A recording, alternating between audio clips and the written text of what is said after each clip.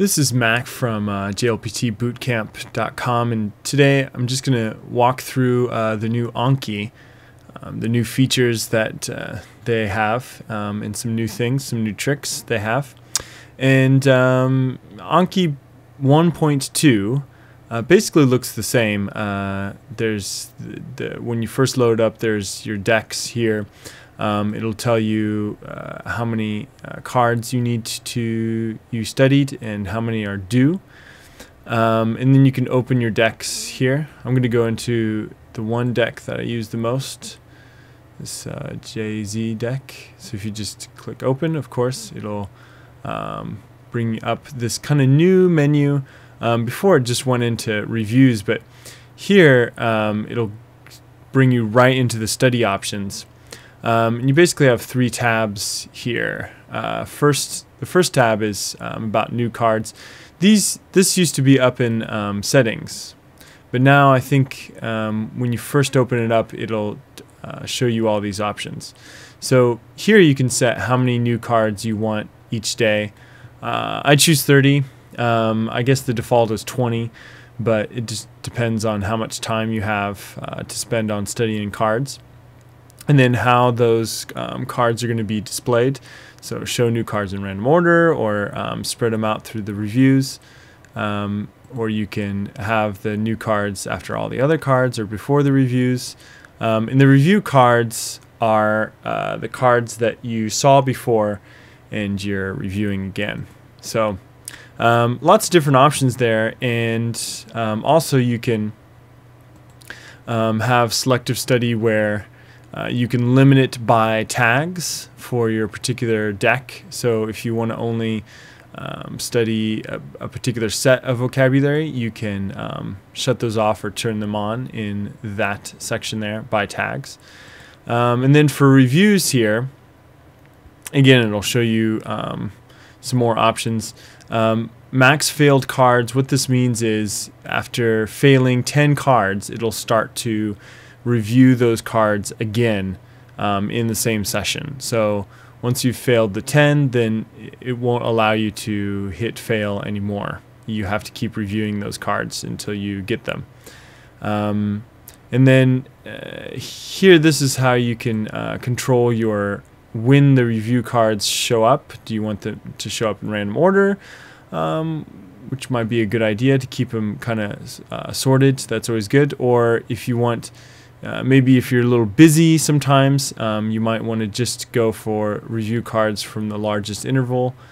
I would encourage you to kind of play with these and see what works for you, how you feel you're going to be able to remember the cards the best.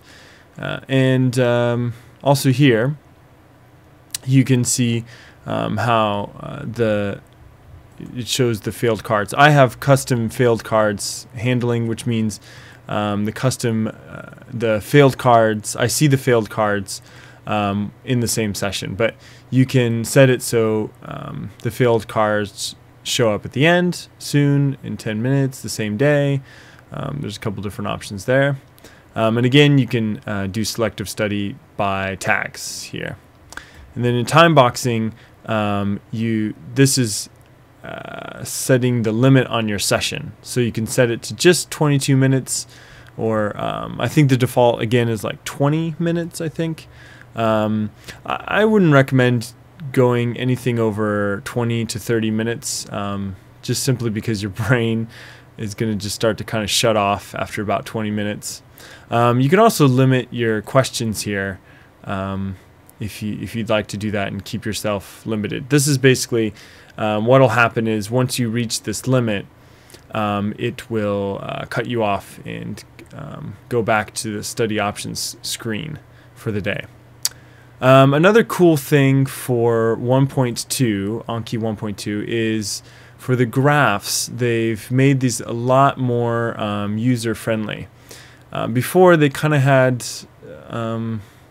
they didn't really have too clear of descriptions, but they added some descriptions to this, and I need to bring this over here. So to tell you how many cards are due, so for example, looks like tomorrow I have a whole bunch of cards due, and this is all the young cards I have that are due. I'll show you the reps, of course, how many times you've seen these cards. I I took about 4 days off because I was busy at work here, working some long hours, but now I need to catch up a little bit.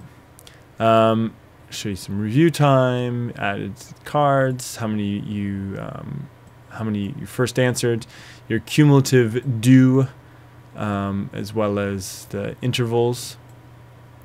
So how many cards are going to show up at these different time intervals.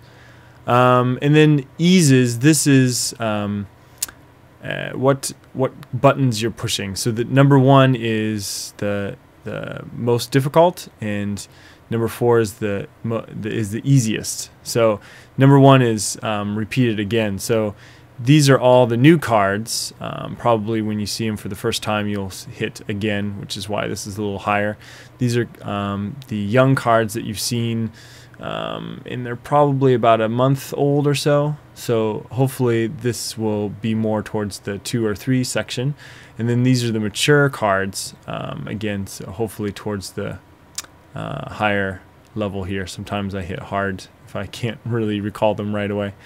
But this gives you an indicator, are you really retaining what you're learning? If these, if the young and the mature levels, if they're a little high on the 1 section, then you need to maybe work with your spacing a little bit and kind of mix it up a little bit, because you're not recalling the vocabulary as well.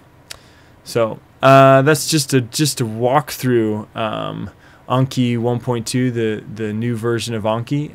I really like it. If you haven't checked it out already, I definitely encourage you to do so and tell me what you think.